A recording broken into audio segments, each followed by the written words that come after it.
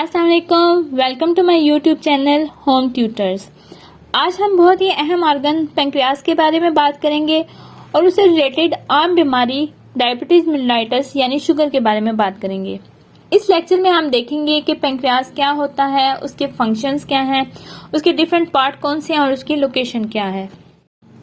उसके अलावा हम जानेंगे कि पेंक्रियास कौन से डुअल फंक्शन परफॉर्म करता है और शुगर की बीमारी में पेंक्रियास का क्या रोल है।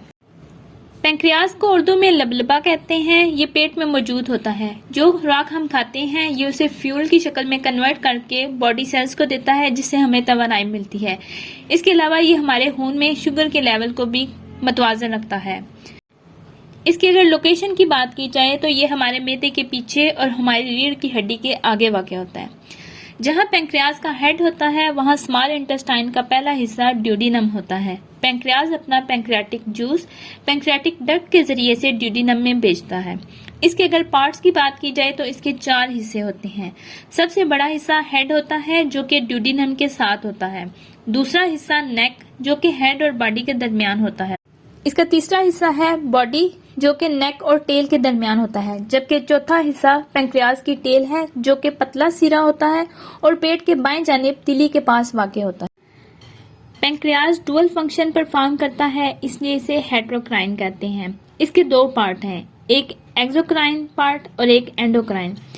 इसका एक्सोक्राइन पार्ट पेंक्रियाटिक जूस बनाता है जिसमें मुख्तलिफ किस्म के एंजाइम होते हैं, जैसा कि ट्रिप्सन, काइमोट्रिप्सन, एमाइलेज या लाइपेज वगैरह, जो कि खुराक के डाइजेशन में काम आते हैं। इसके एक्सोक्राइन पार्ट को हम डाइजेशन वाले लेक्चर में डिटेल से पढ़ेंगे। अभी इसके एंडोक्राइन पार्ट को हम देखते हैं। इसका एंडोक्राइन पार्ट हार्मोन रिलीज करता है। पेंक्रियास के अगर एंडोक्राइन पार्ट को देखा जाए तो उसमें पैचेस ऑफ सेल्स होते हैं जिन्हें हम आइलेट ऑफ लैंगरहैंस कहते हैं। इसमें मुख्तलिफ किस्म के सेल्स होते हैं, मगर हम इसमें सिर्फ 2 सेल्स के बारे में पढ़ेंगे जो कि डायबिटीज से रिलेटेड हैं। एक है अल्फा और दूसरा बीटा सेल। पेंक्रियास के alpha cell glucagon hormone release करते हैं जो कि ग्लाइकोजन को ग्लूकोज में कन्वर्ट कर देता है ताकि जिस्म में ग्लूकोज का लेवल बरकरार रहे और तवानाई मिलती रहे। इसके अलावा ग्लूकागोन हार्मोन ग्लाइकोनियोजेनेसिस भी करता है, यानी नॉन कार्बोहाइड्रेटेड एलिमेंट को ग्लूकोज में कन्वर्ट कर देता है। जब जिस्म में ग्लूकोज का लेवल कम होता है तो उसे हम हाइपोग्लाइसीमिया कहते हैं। हाइपो का मतलब है कम, ग्लाइस का मतलब ग्लूकोज और ईमिया का मतलब ब्लड, यानी खून में ग्लूकोज का लेवल कम हो जाना। अगर जिस्म में ग्लूकोज का लेवल कम होता है तो ये हार्मोन एक्टिव हो जाता है और जिगर में स्टोर ग्लाइकोजन को ग्लूकोज में कन्वर्ट करके तवानाई फराहम करता है। नेक्स्ट स्लाइड में हमारे पास एक्सोक्राइन सेल्स हैं जिन्हें एकिनार सेल्स भी कहते हैं, जो कि अपनी सिक्रीशन डायरेक्ट डक्ट के जरिए ड्यूडेनम में डालते हैं।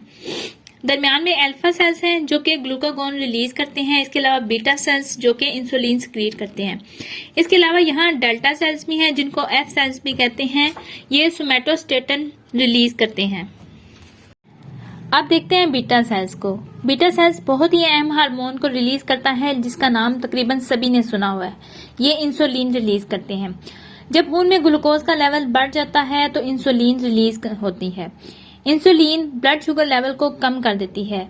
ये ग्लूकोज को कन्वर्ट करती है ग्लाइकोजन में और लीवर में स्टोर कर देती है। इसके अलावा अगर खून में ग्लूकोज का लेवल बढ़ जाए तो ये खून से ग्लूकोज को निकालकर सेल्स और मसल्स में भेज देती है।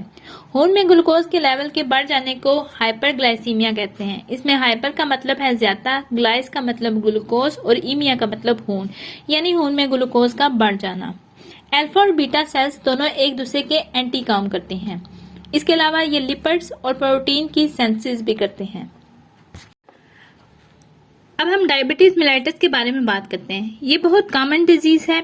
इस बीमारी में इंसुलिन की प्रोडक्शन या तो कम हो जाती है या बिल्कुल खत्म हो जाती है, या फिर इंसुलिन तो बनती है मगर उसकी सेंसिटिविटी कम हो जाती है। डायबिटीज 2 तरह की होती है। टाइप 1 डायबिटीज जिसे इंसुलिन डिपेंडेंट डायबिटीज भी कहते हैं। उसके अलावा टाइप 2 डायबिटीज जिसे नॉन इंसुलिन डिपेंडेंट डायबिटीज भी कहते हैं। टाइप 1 डायबिटीज शुगर की इस किस्म में हमारे जिस्म की जो एंटीबॉडीज हैं वो पेंक्रियास के बीटा सेल्स को डिस्ट्रॉय कर देते हैं, जिसकी वजह से इंसुलिन की प्रोडक्शन नहीं होती या कम होती है, जिससे खून में ग्लूकोज का लेवल बढ़ जाता है। ये किस्म ज्यादातर बच्चों में और जवानों में पाई जाती है। इसके लिए बाहर से जिस्म में इंसुलिन इंसर्ट की जाती है ताकि ग्लूकोज के लेवल को बरकरार रखा जाए। इसकी अगर अलामात को देखा जाए तो इसके मरीज को शदीद प्यास लगती है, उसका मुंह खुश्क होता है तो वो बार बार पानी पीता है। इसके अलावा उसको भूख भी बहुत ज़्यादा लगती है, उसका मैदा डिस्टर्ब रहता है और कभी कभार वॉमिटिंग भी होती है। इसके अलावा पेशाब बहुत ज़्यादा आता है, वजन में कमी होती है, थकावट, आंखों में धुंधलापन, कमजोरी वगैरह खास अलामात हैं। इसकी कॉम्प्लिकेशन से बचने के लिए हमें कुछ एहतियाती तदाबीर करनी चाहिए, जैसे ब्लड शुगर लेवल को कंट्रोल में रखना चाहिए, ब्लड प्रेशर और कोलेस्ट्रॉल को भी नॉर्मल रखा जाए, हेल्दी डाइट ली जाए, एक्सरसाइज और वॉक की जाए। अगर आप स्मोक करते हैं तो उससे बचा जाए। इसके अलावा अपना रूटीन वाइज चेकअप करवाया जाए और मेडिसिन का खास ख्याल रखा जाए। टाइप 2 डायबिटीज, इसमें पेंक्रियाज तो अपना काम करता है और उसके बीटा सेल्स भी डैमेज नहीं होते, मगर इंसुलिन के रिसेप्टर की सेंसिटिविटी बहुत कम होती है, जिसकी वजह से ग्लूकोज सेल्स तक नहीं पहुंच पाते और खून में ग्लूकोज का लेवल बढ़ता जाता है। इस तरह की डायबिटीज बड़े उम्र के लोगों में पाई जाती है जो 40 से अबव होते हैं, मगर बच्चे और जवान भी इसका शिकार हो सकते हैं, खासतौर पे उन लोगों में जिनमें मोटापा पाया जाता है। इसके अगर सिम्टम्स की बात की जाए तो इसमें बहुत ज़्यादा प्यास पाई जाती है, पेशाब का बार बार आना, धुंधलापन, हाथ और पाँव का सुन्न हो जाना या सुइयां चुभना, थकावट, जख्म जल्दी हील नहीं होते, शदीद भूख, वजन में कमी और जिस्म में किसी भी किस्म के इन्फेक्शन का बढ़ जाना। इसकी कॉम्प्लिकेशन से बचने के लिए कुछ एहतियाती तदाबीर करनी चाहिए, जिसमें अपनी मेडिसिन या इंसुलिन को टाइम पर लेना चाहिए, ब्लड शुगर लेवल को नॉर्मल रखना चाहिए, हेल्दी डाइट लेनी चाहिए और टाइम पे लेनी चाहिए। इसके अलावा डॉक्टर को रेगुलर चेकअप करवाना चाहिए ताकि अलामात को नोट किया जा सके और मजीद कॉम्प्लिकेशन से बचा जा सके। उम्मीद करती हूँ आपको वीडियो की समझ आ गई होगी। कमेंट्स में ज़रूर बताइएगा। Thanks for watching. अल्लाह हाफिज़।